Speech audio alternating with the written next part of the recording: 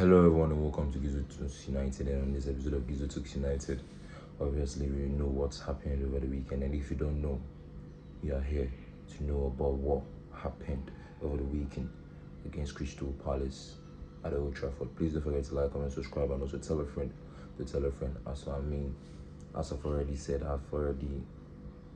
like every month, I'm trying to reach a certain subscriber count. So in March, I'm trying my best to reach 70 subscriber to reach the 70 subscriber count. So please don't forget to like, as I said earlier on, comment, subscribe, and also share, and also tell a friend to tell a friend as well. Gizo Talks United.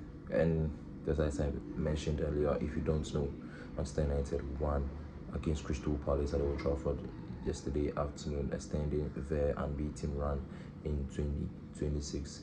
Michael Carrick, in the Premier League, Michael Carrick, since his tenure at Manchester United, he has won he has won 6 out of 7 games in 2026, which seems a rare record for Manchester United in recent years and in recent days, where we've seen managers come and fail woefully. So in the game, I personally was not impressed. I was discouraged in the first half with the way Manchester United played. They gave away a lot of passes and whatnot. Our fullbacks were not up to it on the day. I have an issue with Lenny Euro starting ahead of Aiden Heaven, because Lenny Euro, when plays, shaky whenever he starts. So I believe this is something the manager will need to look at and then improve upon that with Lenny Euro. But then aside that, I believe he's a fantastic player and whatnot. But then the issue I have with him starting is that he looks shaky every time he starts. So I prefer Aiden Heaven starting against Lenny Euro. And just as I said, in the first half, Manchester United played really bad. It was really bad. It was that bad, because in attack it was bland. The attack was bland. The midfield couldn't string a few passes here and there, including Kobe Mainoo, my favorite in the squad. He was not up to it on the day.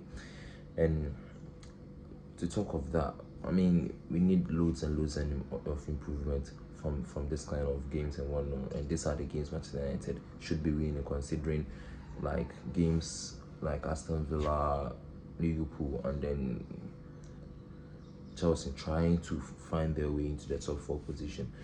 And heading into this game, Aston Villa had already lost their game on Friday night against Wolves. So heading into this game, Manchester United had no excuse but to give us a win, of which they did. And then in the second half, that was one of the brilliant performances by Manchester United by our standard. Manchester United gave us something to talk about. You could see how Manchester United were defensively sound, trying to move the ball forward and moving to Crystal Palace every now and then, trying to get something out of it. And then Manchester United had the very first penalty. I think the penalty, in my opinion, is a controversial one, because I believe Lacra